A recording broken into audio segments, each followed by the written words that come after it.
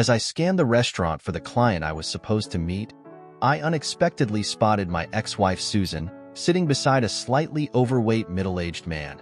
It was clear he had once been in good shape, but the effects of time and indulgence had taken their toll on him. Susan, on the other hand, was glowing, looking completely at ease as she sat next to him. Every detail about the man suggested he was wealthy, and it was evident that Susan was content with her choice.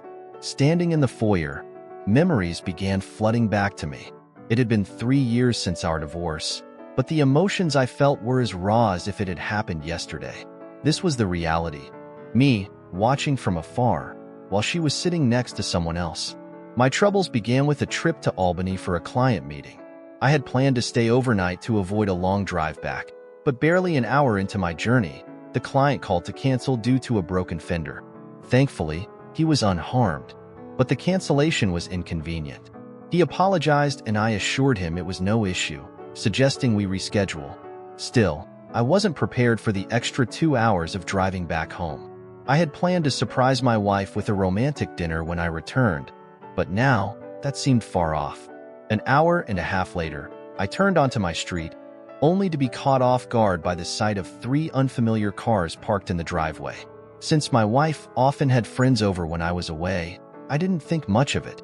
I parked on the street and entered the house, assuming everything was normal. But as soon as I stepped inside, I noticed 4 sets of clothes scattered across the living room floor. It was an immediate sign that something was off. Standing there, a gut-wrenching realization hit me. The passionate cry I'd heard was not a call for help. It was my wife, pleading for more intense love. My heart sank as the truth hit me like a punch. My wife was in the midst of an affair. Reluctantly, I knew I had to face what awaited me upstairs. As I reached the top of the stairs, the sound of my wife's primal scream pierced the air. Stepping carefully toward the bedroom door, I peered around the frame and saw 3 men. Though I didn't recognize 2 of them, the third was unmistakable. Her boss, Jeff Davis. To my shock, they had my wife engaged in carnal acts. The sight of it sickened me. Jeff, a man I already despised, was showering her with praise, acknowledging her help with his business clients.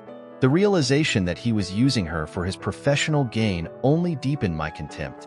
The 3 men treated her as nothing more than an object, using derogatory language and asserting their dominance over her. I barely recognized the woman I had known for 10 years. In that moment, I couldn't help but agree with Jeff's choice of words to describe her. Quietly, I retreated, slipping downstairs unnoticed, seeking refuge in my office. There, I retrieved my digital video camera. I found it still had some battery life left, with an old holiday cassette inside and room for more recording. I wasn't interested in making a spectacle, but I needed evidence for legal purposes. Setting the camera up by the bedroom door, I captured footage of my wife's face, her actions, and the men involved. I managed to endure only 5 or 10 minutes of it before the overwhelming sadness and betrayal got the best of me. While some might find such scenes arousing, for me, it was nothing but pain. I felt deflated, hollow. Needing to collect my thoughts, I went downstairs to my office. There, I retrieved my weapon from the safe and removed the safety as a precaution. I wasn't a violent person by nature, but something inside me urged me to assert myself if things escalated. I ventured into the living room, where the discarded clothes lay on the floor. I confiscated the car keys and wallets, deflating the tires of all the vehicles parked outside, including Susan's car. As I walked back inside, a sinister grin spread across my face. A plan had formed in my mind, and I was confident it would work. If Susan picked up her phone, that is. It was sitting on the bedside table during my recording, and I knew this would be the perfect opportunity to take control of the situation. I readied my camera and positioned myself discreetly behind the stairs. My heart raced as I dialed Susan's number, knowing the stakes were higher than ever. After several unanswered attempts, she finally picked up, and I could hear the silence in the house, the telltale sign that she had warned the others to stay quiet. Sue's breathless voice came through. "Hey Bobby, how's Albany?" The faint chuckles of the men in the room were audible in the background. "You seem winded. Are you okay?" she asked, as I pretended to be concerned, though inside, I was seething. Yes, had to hurry upstairs for my phone call, she replied, quickly composing herself. My client canceled, so I'll be home shortly, I said calmly, although I felt anything but calm. Interested in dinner? I added, keeping my voice steady. Heading home now? She asked anxiously, her tone quick. Sounds good. Just need to get ready, babe. See you, she hurriedly replied before abruptly ending the call. I couldn't help but smile knowingly to myself. In just a minute, everything would come to light. As expected, for completely undressed individuals began descending the stairs into the living room. The men quickly dressed and Sue, flustered, hurriedly tidied herself.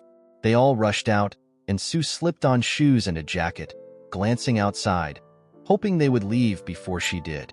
Had she been less eager, she might have noticed my car parked on the street. The men, in a burst of frustration, started shouting at her all at once. Sue stepped out onto the porch to listen to them, and at that precise moment, I slammed the front door shut and locked it behind her. She caught a glimpse of my face as I closed the door, her eyes wide as she tried to communicate through the side window with a pleading tone in her voice.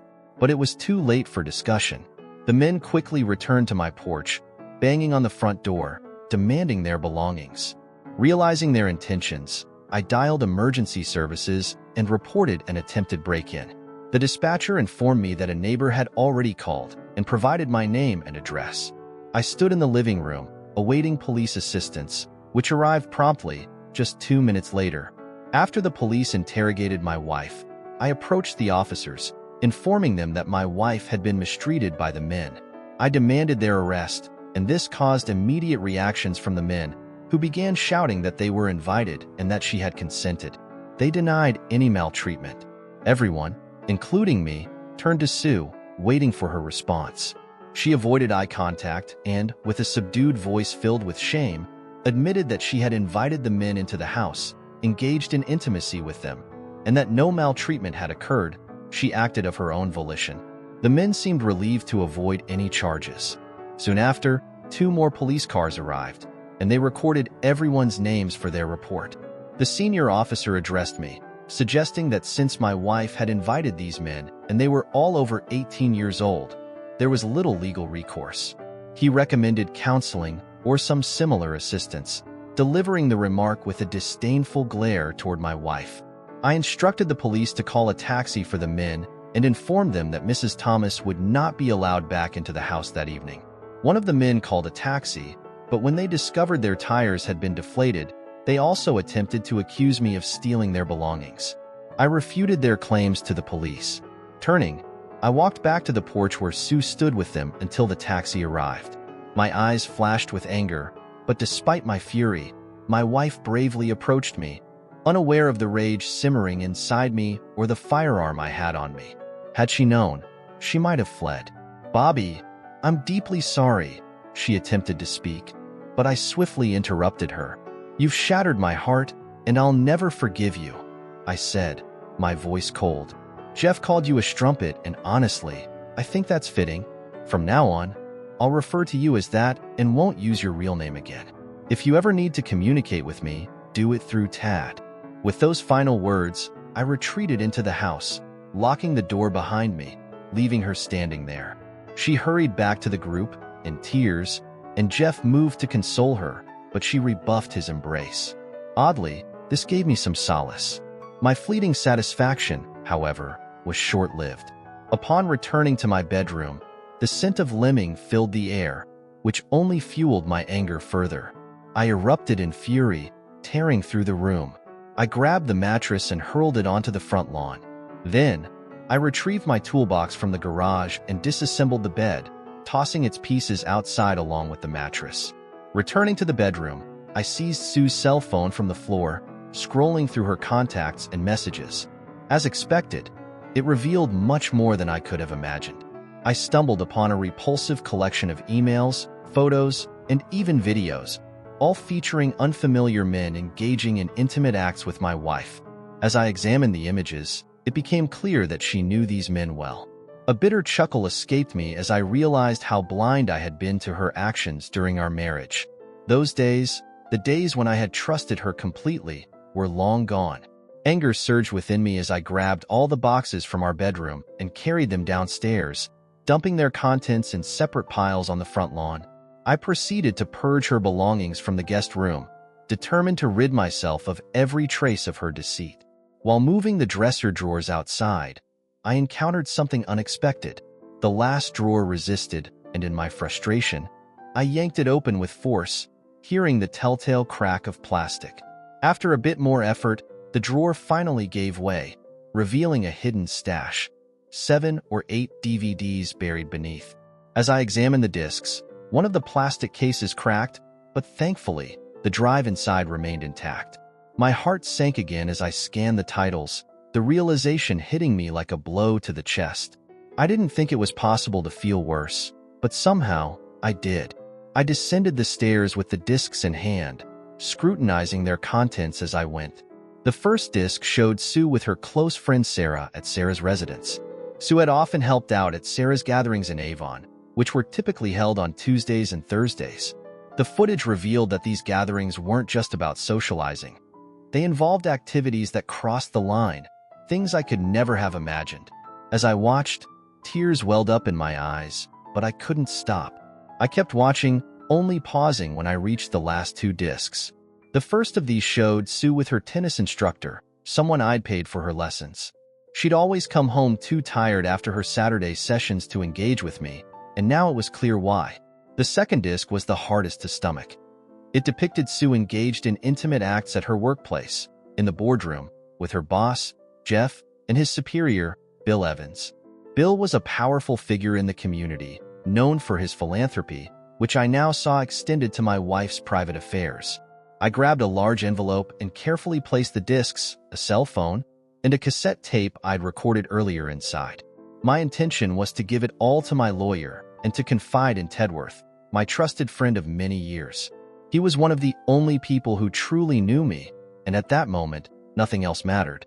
As I glanced over at Sue's computer on the desk, I powered it up and began copying every file, email, photo, and video onto external drives. The process took about an hour, and once it was done, I sat down to sift through her digital archive. Among the videos, I found scenes similar to the ones on the discs I had just uncovered. But it didn't end there. I also came across explicit images that seemed straight out of adult websites. Digging deeper, I unearthed a trove of emails spanning about 6 months. Despite her efforts to hide them under misleading file names, I found exchanges between her, Jeff, and several other men. There was one email, in particular, that nearly destroyed me. The thought of using my weapon flashed through my mind, but I quickly dismissed it. She wasn't worth that. I had to remain strong, but this email was different. It was from Sue to Sarah, where Sarah questioned why she hadn't left me to be single again and asked Sue to describe her ideal future husband. Sue's response was a devastating blow. "Sarah, I have no interest in him anymore. Bobby is faithful but foolish. I fear he'll soon uncover my secret lifestyle. He's not entirely clueless, but love blinds him. Lately, he's been gaining weight, and his expanding belly is off-putting. Compared to other men, he's lacking. I also detest beards and mustaches, which make him appear somewhat repulsive. I once loved him deeply, but the excitement of recent years is too enticing to give up. His lawyer best friend could pose problems if he gets involved. Jeff and Bill at work hint at promotions and perks with suggestive undertones, and I laugh.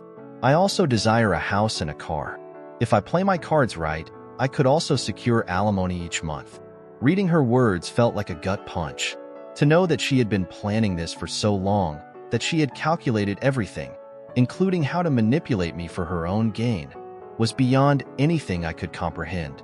I sat there, reading the letter over and over again, each word more disgusting than the last. It was a letter from Sue, written with cold, calculated indifference. She spoke of anticipation for their Tuesday party after recovering from her tennis injury. She mentioned Tony, someone she found impressive, and how she'd received a video from last Thursday, her first time with so many men at once. Then, she described her dream man as someone affluent, loyal, compliant, and not too bright, someone who would cater to her every whim and still ask which one. I couldn't believe the audacity of her words. As she continued, She laughed about how she could fulfill her needs elsewhere, indifferent to the bedroom, as long as there was money involved. She even joked about how easy it all felt. Then, there was a chilling note at the end, saying, "Damn, Bobby's home now? Gotta go. See you on Tuesday. Call me. Sue." I read that letter repeatedly, feeling the weight of each word sink deeper into my chest. Was this how she truly felt about me? Had I been so blind, so trusting, that she cheated on me for over 2 years? The emotional toll of those years hit me hard, and as I lay back, I couldn't shake the question. Did she ever really love me, or was I just a fool? That night, I retired to bed, but sleep eluded me. I ended up falling asleep on the sofa, troubled by restless thoughts. The next morning, I called in sick to work, my mind consumed by the events unfolding around me.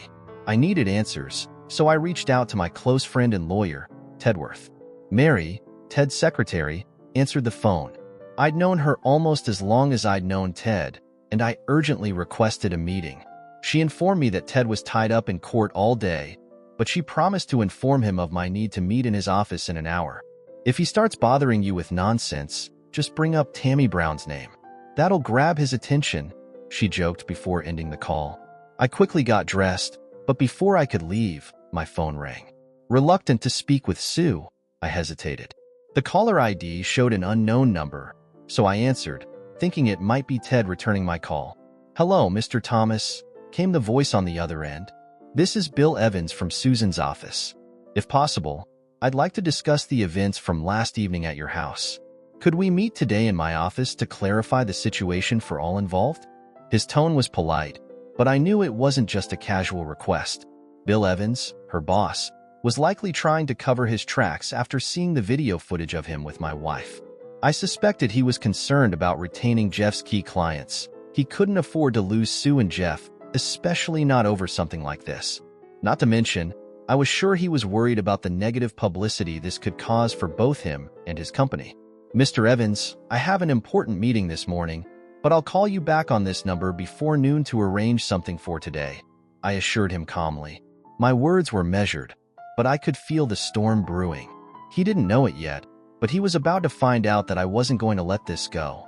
I stepped outside and was greeted by the sight of what looked like a bizarre yard sale. Broken furniture, Sue's clothes, and everything I had discarded earlier in the yard. An elderly neighbor waved at me with a curious expression, and I knew that word had already spread throughout the neighborhood. This was going to be the talk of the town. As I grabbed a quick bite to eat, I couldn't help but feel the weight of it all. It was a suburb sensation in the making. I headed straight to Ted's office. Mary greeted me and brewed a cup of coffee, just how I liked it. Lots of cream, no sugar. "Holy crap, Bobby," she exclaimed. "I don't know what you've got on Ted, but when I mentioned his name, he told me to clear his schedule for today. I could use a month off," she joked. "If you want to know who Tammy Brown is, you'll have to ask Ted." Just then, Ted walked in. "Holy crap, Bobby. Tammy Brown? You must be in big trouble to mention that name to me," he said, a slight smirk on his face. "Come into the office and let's talk." As soon as we were inside, he shut the door for privacy. I handed him the envelope with all the evidence I had gathered and recounted the events of the previous evening. I shared everything with him: the emails, the videos, the hurtful letter, and the phone call with Bill Evans. Ted listened attentively, processing everything without interruption. He could see how devastated I was, but he remained focused on the situation at hand. "Well, Bobby," Ted said, after a long pause, "let's prioritize here. I've known you for a long time, and I understand you're devastated. But is there any chance for reconciliation with Sue?" I looked at him, the anger building up inside me. "Ted, if it were Katie, and you found those videos and emails, would you stay with her?" I asked, my voice tight. Ted didn't hesitate. "No way. I'd leave her in an instant." I nodded, my decision firm. I want a divorce, but I also want to inflict some serious damage. I'm not going to quietly accept this betrayal. I took a deep breath and confessed to Ted, "Okay, first we'll sue Tony and the tennis club. Sarah's off the table. She's just a friend." Sue's workplace, however, is a different story. Ted listened intently as I laid out my plan. "Secondly, We'll sue the 2 clients and their companies who were at my house that night. We'll go after Jeff Davis, Bill Evans, and their associates as well." Ted's face grew serious, but he cautioned, "Things might get worse before they get better, Bobby." I didn't care. "I don't care, Ted. Even if I have to resort to physical confrontation, I'm going to make these people pay for what they've done through Sue." My voice trembled with fury, but I knew it was time to act. "All right," Ted said, after a brief pause. "Let's recap what Bill Evans wanted, and we'll proceed from there." I shared my thoughts, and Ted nodded, considering the options. We explored several avenues, but the final one seems the most fitting: a direct attack on Sue's workplace. He leaned forward, his voice lower now, aware of the weight of the situation. "You've got leverage with video evidence of Davis, Evans, and Sue in the boardroom. As Sue's superiors, they influence her position. This could also lead to serious legal repercussions." I nodded, feeling a sense of control return. "I like the sound of that," I said, my anger simmering beneath a calm exterior. Ted continued, his eyes focused. "Once Bill Evans realizes what evidence we have, his stance will likely change. He'll probably offer a settlement. If it's less than $2 million, he can forget it," I replied firmly, the words slipping out without hesitation. I turned to Ted with a grin. "Make it $2.5 million. I've seen your legal bills before." Ted laughed, appreciating my sarcasm. "Come over tonight at 7 p.m. Katie will whip up a fantastic dinner for us." "You could use a break from home," I insisted, trying to lighten the mood, if only for a moment. I promptly scheduled an appointment with Bill Evans for 2 p.m. Just as I finished up, Mary peeked into the office. "Ted, they're calling you on line 1, she informed him, her tone brisk. "Mary, I told you no calls," Ted snapped, visibly agitated, but his frustration quickly faded. "Sorry, Ted, but it's Susan. She wants to talk to you. I thought you might want to answer." "Sorry, Mary. It's going to be a long day, and it's just getting started." "Does she know Bobby is here?" he asked. "Not that I know of, Ted," she replied. Ted sighed, calming himself. "Tell her I'll talk to her in a minute," he said more evenly. Mary promptly left to the reception area. I leaned back in my chair, knowing this conversation with Sue was inevitable. "Well, I bet she's already figured out that her cell phone, computer, and all her DVDs are missing," I remarked, a bitter edge to my voice. "I bet she was furious that I dumped all her belongings on the front lawn, along with our bed." Ted looked at me, eyes wide.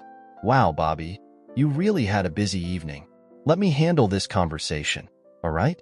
Please refrain from intervening. As your lawyer, I need to clarify a few things right now."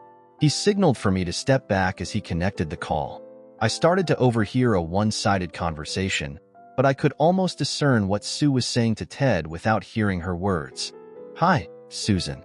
This is Ted. Yes, I already spoke to him. Bobby is a stand-up guy and my friend. I thought you of all people would have his back instead of betraying him. No excuses, Sue. I'm not in the mood. Yes, I'll represent him. He has strong arguments. You know this won't be pleasant, right?" Ted's voice was calm but firm. "I'll talk to him, but you've shattered a man who was always faithful and deeply loved you. I doubt he cares about your opinion. My advice is to get yourself a good lawyer. You'll need one. Yes, Bill Evans scheduled an appointment for 2 p.m., though I don't think you should attend. Listen to me, Sue. If you even attempt to eavesdrop outside the office door, I'll advise Bobby to leave, and things will escalate. It's better to wait and keep yourself composed today." I listened closely, anger simmering as Ted continued. "I know he put your belongings out on the lawn, but just as you can invite strangers into your bedroom, he can remove your possessions from the house.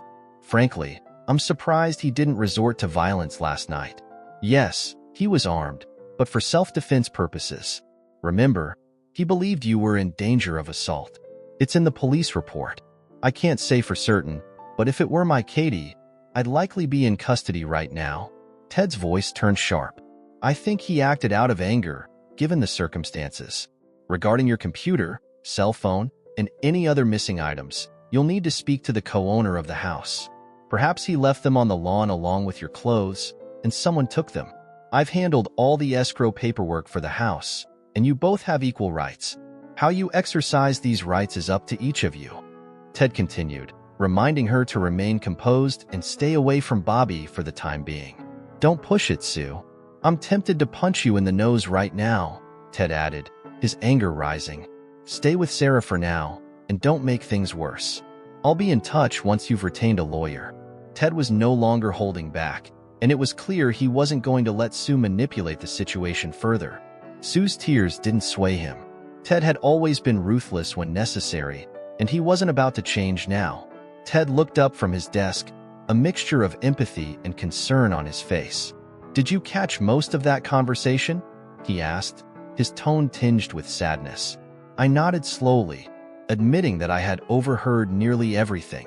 I want to confront her face to face, tell her everything I'm feeling, I confessed, my voice heavy. But honestly, I don't think I can bear the pain of seeing her again. Not yet anyway. Ted's demeanor shifted instantly. His tone became more positive and optimistic as he offered, I have a couple of requests for you, Bobby. I looked up, intrigued. First, hand me those tapes, he said, his voice steady as ever. I need to review the videotapes from the envelope, the ones from last night, the footage with Tony at the tennis club, and the one with Sue and Mr. Davis and Mr. Evans in her office. I retrieved the tapes from the envelope and handed them over, though I felt a growing knot in my stomach. Ted then instructed me to invite Mary to join me for lunch. What? I asked, clearly puzzled. Ted shot me a quick grin. I think it's best if I review these myself to spare you any more distress before our meeting at 2 p.m. Watching this material won't benefit you right now. I don't want you upset before we meet with Bill Evans. I took a deep breath, acknowledging his wisdom, and thanked him for the consideration. I then turned to share the good news with Mary. She jokingly suggested I take her to an upscale restaurant if Ted was footing the bill. We both laughed and left the office, heading to a quiet, high-end spot nearby. Mary proved to be an excellent dining companion, and for the next hour, we managed to forget about the chaos that awaited us. Upon returning to the office, we were met with Ted's exuberant cheering as we entered. He was practically dancing at his desk, grinning from ear to ear. These recordings are a game changer, Bobby. I can't believe it, he exclaimed. I couldn't help but feel bittersweet as I watched him, and I think he finally understood why my mood had shifted. Oh, Bobby, I'm truly sorry. I didn't realize just how much these videos would hurt you. I was just so excited about what I found. Ted apologized sincerely. Come over here, Ted said, beckoning me to his side. I positioned myself behind him to see his screen as he hit play. Did you watch the entire video of Tony at the tennis club with Sue? He asked. I shook my head. No, I only skimmed through some of it last night. It was tough to stomach without wanting to lash out, or worse. Ted nodded understandingly. Well, brace yourself. Towards the end, after Tony and Sue finish, they attract a small crowd in the men's locker room. He paused, letting that sink in. I hate to say it, Bobby, but she let the other men who were watching join in after Tony. I'm not telling you this to upset you, but to shed light on this guy right here. Ted pointed to the screen, where an older man appeared, wrapped in a towel, with long gray hair and a walrus-like mustache. Do you recognize him? Ted asked. He hit play again, and the video continued. I watched in disbelief as the man discarded his towel, revealing a substantial package that any man would boast about. But what happened next sent my heart sinking. The man went straight to my wife and engaged in intimate acts with her, and moments later, she was surrounded by 5 more men, eagerly awaiting their turn. I couldn't maintain my composure. I have no clue who this guy is, but I presume you do, I managed to say, struggling to keep my voice steady. Ted gave me a grim look, his voice tinged with a bit of dark humor. Bobby, this is ammunition for our meeting today at the tennis club at 16 Nasi, he said. His excitement was palpable, and I could see the strategy unfolding in his mind. We're going to use this footage to our advantage, and trust me, we're going to make them pay for what they've done. I grinned at Ted's confidence. He wasn't just my friend. He was an exceptional lawyer, and I was relieved to have him on my side. Armed with the tapes, some printed photographs, and legal envelopes, we made our way downtown to Sue's building. We proceeded to Bill Evans's office on the top floor, with Sue's office located 1 floor below. As we waited in the reception area, I I caught a glimpse of a woman in the hallway. She quickly vanished around the corner, and I felt a sense of relief wash over me. It wasn't Sue, but I couldn't shake the feeling that I just narrowly avoided an unwanted confrontation. We were ushered into Bill Evans's office, which was lavishly furnished, adorned with plaques, awards, and photos of him with various notable figures. I couldn't help but wonder, had he ever brought Sue here? That thought gnawed at me, and my disdain for Mr. Evans only grew. The entire situation, his office, the luxury, it all felt wrong. But the worst was yet to come. I was about to sit down across from the man who had been part of the betrayal. I led the way into the meeting room, introducing Ted as I extended my hand to Bill Evans. "Hello, Mr. Evans. This is my friend Ted Worth, and he'll be joining us for the meeting you scheduled today," I said firmly, my hand still gripping his. "Mr. Thomas, Bob, I thought this was meant to be a private meeting between you and me," Bill said, his voice laced with a hint of confusion. "Well, I decided to bring Ted along. Anything you have to say to me, you can say to him as well," I stated firmly, making it clear this was non-negotiable. Bill hesitated for a moment, but ultimately accepted Ted's presence, directing all his remarks solely to me, disregarding Ted. I couldn't help but smile at the small victory, knowing Ted was already anticipating the unfolding drama. "Bob, may I call you Bob?" Bill asked, shifting the tone of the conversation. "Absolutely, no issues," I replied, leaning forward slightly, feeling the weight of the situation settling in. In fact, I thought it might be beneficial to have Jeff Davis present at this meeting too. I'm not sure if it's feasible, but it concerns him as well. Bill pressed the intercom button and instructed his secretary, Julie, to summon Jeff immediately. "Tell him to drop everything and come here right away," Bill ordered. After a brief pause, Bill turned to me. "Jeff will be here shortly.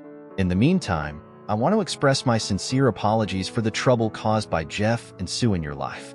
I know last night must have been awful, but if we collaborate, we might be able to find a solution beneficial to all parties." I remained calm, masking the fury bubbling beneath the surface. "What exactly do you mean, Mr. Evans?" I inquired, leaning back in my chair, waiting for Jeff's arrival. "I genuinely care for your wife, Sue," Bill began. But before he could finish, Jeff walked in. He hesitated at the door, as if unsure whether to stay, but Bill waved him in. Reluctantly, Jeff took a seat, avoiding eye contact with me. Bill continued, trying to maintain his calm demeanor. "Bob, I wanted to convey that I have great affection for Sue, almost like a daughter." Ted, always quick on his feet, interjected sharply. "Are you implying you have a penchant for incest, Mr. Evans?" His words cut through the tension in the room, catching Bill off guard. I couldn't help but chuckle under my breath, knowing exactly what Ted was doing. Bill's indignation was palpable. What are you suggesting? Do I have a fondness for incest? What on earth does that mean?" he retorted, his voice rising in confusion. Ted didn't miss a beat. "Well, allow me to illustrate. As they say, a picture is worth 1,000 words," he said, placing the DVD player on Bill's desk. "These are screenshots from the video you're about to watch." Ted handed the images to Jeff, not Bill, knowing the effect it would have on him. Jeff's eyes widened as he slowly passed them to Bill. The images left no room for doubt. Bill and Jeff were clearly visible, involved in intimate acts with my wife. I watched as Bill's expression faltered, his eyes drifting to the familiar boardroom table where the footage had been shot. He seemed to recognize it, and I could tell he was starting to realize the gravity of the situation. "Jeff, are you seriously telling me that you were foolish enough to record this on video and distribute copies?" Bill asked, his voice nearly choking with disbelief. Jeff seemed unable to respond, his face slack with shock. "Well, Mr. Evans, here's how it's going to unfold," Ted continued, enjoying the moment. "Oh, and just to clarify, I'm Bobby's attorney as well as his friend. Let me outline what we expect and how we expect you to address it." Ted's confidence filled the room, and I could see Bill and Jeff bracing themselves. "First, Sue retains her position, without question. Bobby believes she'll require employment, and she seems to fit in quite well with everyone here," Ted added, giving Bill a subtle wink. "Secondly," Ted continued, "Mr. Davis is no longer part of the equation here. Sue stays, and he exits. Ted's gesture toward Jeff made it clear that this was non-negotiable. Thirdly, we expect you to present us with a monetary offer that respects our intelligence. We'll entertain your initial proposal and provide a yes or no response within 5 business days. We anticipate taking legal action within 2 months, possibly sooner if necessary. Before they could interject, Ted initiated the video playback, swiveling the screen toward Bill. It depicted both men repeatedly engaging with my wife in the boardroom. Jeff didn't need to watch. The evidence was undeniable. Bill, however, sat frozen, his mouth agape as he absorbed the footage. I could sense Bill's mind working furiously, trying to figure out how to salvage his business, his reputation, and most importantly, his finances. Jeff, after these gentlemen depart today, we'll need to have a serious discussion about your future employment here, Bill said, his voice now tinged with uncertainty. I'll consult with my legal counsel to negotiate a settlement that satisfies you to some extent. He paused, then added, you both comprehend the potential repercussions for our business if this information were to surface prematurely. Don't fret, Mr. Evans, Ted replied smoothly. We'll maintain your confidentiality until we receive a serious proposal from you. However, I wouldn't rush to terminate Mr. Davis's employment just yet. He may possess additional copies of the video, providing him with leverage if we fail to act. Ted leaned in, his voice cold and calculating. You and Mr. Davis can address this matter independently, but just so you're aware, both of you could face legal consequences for engaging in relations with an employee, directly impacting your employment status and prospects. As we stood up to leave, Ted reclaimed the DVD player and the photographs we had brought along. I could see the wheels turning in Bill's head, but it was too late. We were already on our way out, just as Bill and Jeff seemed poised for a private discussion, one that would likely determine their fate. I approached Ted with a question, but he immediately gestured for silence, signaling that we needed to talk once we were outside. I hadn't noticed my wife lurking around the corner, attempting to eavesdrop on our conversation, but Ted had. The last thing I heard before we left the office was Mr. Evans barking into Julie's intercom. Get Sue Thomas here immediately. I couldn't help but grin, knowing what was about to unfold. Bill would soon discover that I had uncovered his DVD in our home, and everything was about to change. Once outside, I asked Ted why he had given Jeff an escape route by suggesting that Jeff could use his own videotape against Bill. Divide and conquer, Ted explained, his eyes sharp with strategy. It's better if they don't act as a united front, but rather as individuals. That way, if Bill makes a half-hearted offer, we can play them against each other. Ted also pointed out that Jeff and Bill were family men, regular churchgoers, despite their behavior in the tapes. They're not keen on rocking the familial boat. Not right now, he added. As we left the building, I realized it would now be remembered as the place where my wife had betrayed me, rather than the prestigious workplace it once was. It saddened me, but I shook it off, refocusing on Ted's words as he snapped me back to reality. All right, let's grab a beer before our next meeting at the tennis club at 4 p.m. We could both use a drink right now. There's something I need to discuss with you, though I'm not quite sure how to approach it yet, Ted said as we drove across town toward the club. We stopped at a quaint bar restaurant adjacent to the tennis club. Ted ordered 2 beers, and as we sat down, he began to speak. Bobby, I believe Bill Evans will extend an offer, but it'll likely be just under $1 million. I know his legal team from another case, and they're quite adept. Bill's a realist, though. I'll call him tomorrow and make it clear that a lowball offer won't bode well for his client's business or personal life. I'll propose around $3 million or suggest we walk away from negotiations altogether. He paused for a moment, as if weighing the next steps. I also need to ask for your authorization. If the offer is rejected, I need to know if I can cast Susan in an unfavorable light, Ted said, his voice serious. I won't hold back. My job is to pursue whatever ensures we win in court, even if that means airing out all the dirty laundry. This could get ugly and highly publicized. You might not appreciate everything that could come to light about Sue, your marriage, and even your personal life. Have you considered that aspect? His words hung in the air, and for a moment, I felt the weight of the decision pressing on me. After a long pause, I finally spoke. I've thought about it, and honestly, I have more integrity than they give me credit for. But if it comes to that, I'll go through with it. For now, though, I'd rather explore the financial offer first. Ted nodded, accepting my stance. We'll start by seeing what Bill offers. If it's unsatisfactory, I'll handle the paperwork and we'll take it from there. I have contacts at 3 local news stations, and they're more than willing to get footage and images, censoring the explicit content if necessary. They'll help us build our case, he added with a sly grin. I trust your judgment, Ted, I said with a sigh. I just wish none of this had happened. Being an oblivious husband was more enjoyable than being publicly humiliated by a cheating wife. But you have my authorization to take whatever actions are necessary. After all, I didn't initiate this mess, but I'm determined to end it soon. Ted raised his glass, toasting to the long road ahead. Understood, Bobby. No problem. Now, let's discuss the material for our next meeting. This guy, Mr. Harry Riel, is the owner of the Ace Tennis Club. He's the one I pointed out in the video from my office. Riel is likely to take a hands-off approach, claiming that adults will be adults and that he won't intervene. Even Tony's tennis coach might get dismissed for appearances, only to be rehired later. Tony's popular at the club, especially with the female members. So keep in mind that while men mainly pay the dues, women are also stakeholders. This dynamic will be key when you deal with Riel, Ted briefed me as we finished our drinks. We arrived just in time for the meeting with Mr. Riel, and it was immediately clear that he and Ted didn't see eye to eye. The tension between them was palpable from the start. Riel was blunt, dismissing Ted's concerns right away. Mr. Riel, this is Bob Thomas, Ted said, introducing me. His wife is a member of your club, and it has come to our attention that Tony Simba, your tennis instructor, was having an affair with Mr. Thomas's wife.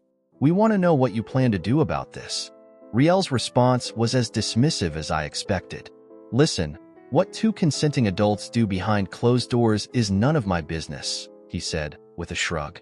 And as for you, Mr. Thomas, if you can't satisfy your wife in the bedroom, don't come crying to me and blaming me if she strays. There are plenty of unhappy spouses who frequent the Ace Tennis Club. Some come back for the personalized attention my staff provides them, if you catch my drift. Riel winked at me, a disgusting smirk on his face. I clenched my fists, trying to stay composed. This man was the epitome of arrogance, and I could feel my patience wearing thin. But I knew Ted had everything under control, and he wasn't about to let this go easily. I felt a surge of anger rising within me, the urge to lash out at Harry for his arrogance and disregard. But Ted, ever the steady hand, restrained my wrist and whispered, "Stay composed. Follow my lead." His calm demeanor was the anchor I needed. I took a deep breath, trying to keep my cool, and turned my attention back to Harry. "You see, Harry," Ted began, his voice measured but firm. "You're assuming this occurred outside the club, without the owner's knowledge or consent. It's presumptuous of you to make such an assumption." Ted's tone shifted, becoming more assertive as he pulled out a DVD player and placed it carefully on the desk. With a practiced movement, he pressed play, directing the screen toward Harry. The reaction from Harry was immediate and telling. His face faltered, his eyes darting nervously as the footage began to play. It was clear from his body language that he wasn't comfortable with what he saw. Before Harry could respond, Ted cut him off with authority. "Harry," Ted continued, "you, with full awareness and the complicity of your colleagues, took advantage of a paying member of your club, Mrs. Susan Thomas, a married woman whose dues were paid by Mr. Thomas. And now, she's a dissatisfied customer, which I'm informing you of." Ted's voice was calm but chilling, emphasizing each word. "When this information surfaces," Ted continued, "every dues-paying man at your club is going to want to know if his wife is engaging in similar activities, all while he's footing the bill. I'll have to subpoena everyone present in the locker room that day. Trust me, married men may not be pleased with you about this." Ted's words hung heavy in the air, each one deliberate and calculated. "Furthermore," Ted added, adopting an almost storytelling tone, "there's the issue of reasonable expectation of privacy when filming in the locker room. Harry, once I'm done with you, your club won't retain its community reputation. Your bank account might suffer as well." Ted paused for effect, allowing Harry to absorb the full weight of his words. "So, here's what we're after," Ted said, leaning in slightly. A substantial offer from you, and prompt action. Doing so could spare you a great deal of inconvenience and financial loss.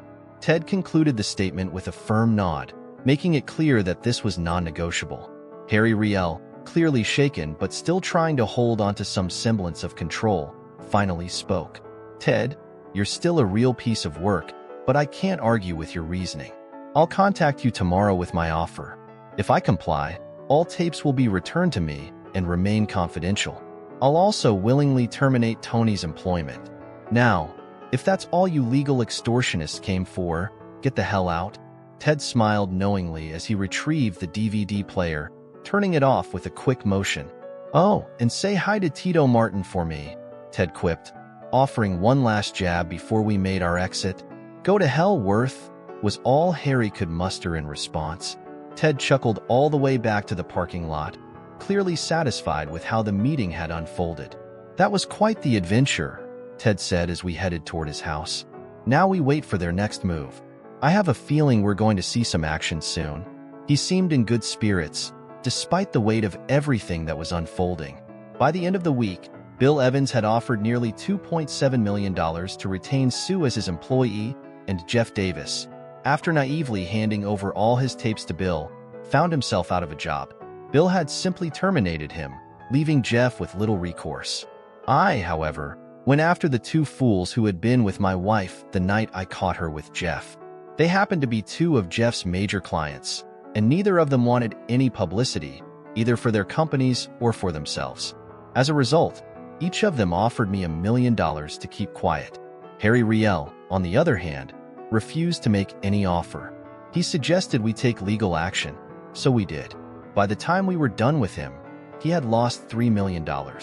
His club suffered a mass exodus of members, and he was eventually forced to relinquish ownership.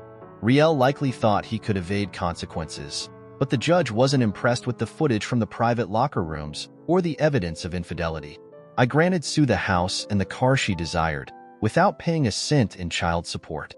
I only encountered her twice in court, both times greeting her with the word strumpet, which brought her to tears. I often wondered why she cried now, but never when she was the one causing the turmoil in my life. I came into more money than I ever imagined, thanks to Ted's guidance. But the pain still lingered, haunting me. All the trials of that dreadful year rushed back in an instant. I hadn't realized anyone was addressing me until I snapped out of my flashback and heard the restaurant manager inquiring if everything was all right. Unsure of how long I had stood there, lost in thought, I shook my head to clear it and returned to the present. Apologies, I said, forcing a smile, just reminiscing about an old issue. Once I saw the group waiting for me, I refocused, ready to move on with the evening. I walked into the restaurant and met the manager with a brief thanks again, as I noticed the curious glance he shot me, like the kind you give an elderly person who seems a little lost. It struck me how far I had come since the last time I'd seen my ex-wife. When we were together, I was overweight, with long hair and a beard, nursing an old knee injury from baseball. That was my excuse then, but the truth was I had become complacent in my life with her. Now, however, I sported a shorter, more polished haircut, was lean from regular workouts, and had my knee repaired thanks to the money from Jeff and Bill's company. My suits were upscale, and I made an effort to present myself well in public. Approaching her table, I could see the surprise in her eyes. She didn't recognize me at first, or at least, that's how it appeared. I made sure to speak first, knowing how to push her buttons. You look fantastic today, Strumpet. Almost forgot how stunning you could be, I remarked, intentionally provocative. She looked up at me, clearly irritated. My name is Susan, Bobby. Why can't you just call me by my name? She snapped, trying to regain control of the situation. I didn't label you Strumpet, I responded, looking her dead in the eyes.